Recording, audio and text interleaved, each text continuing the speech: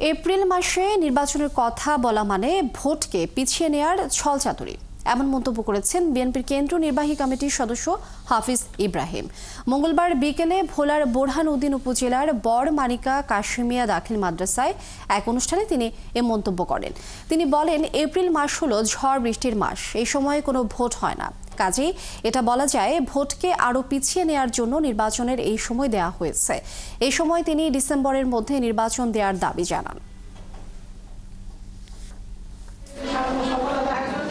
এই সরকার এখনো বলতেই পারে না তারা কবে ভোট দিবে।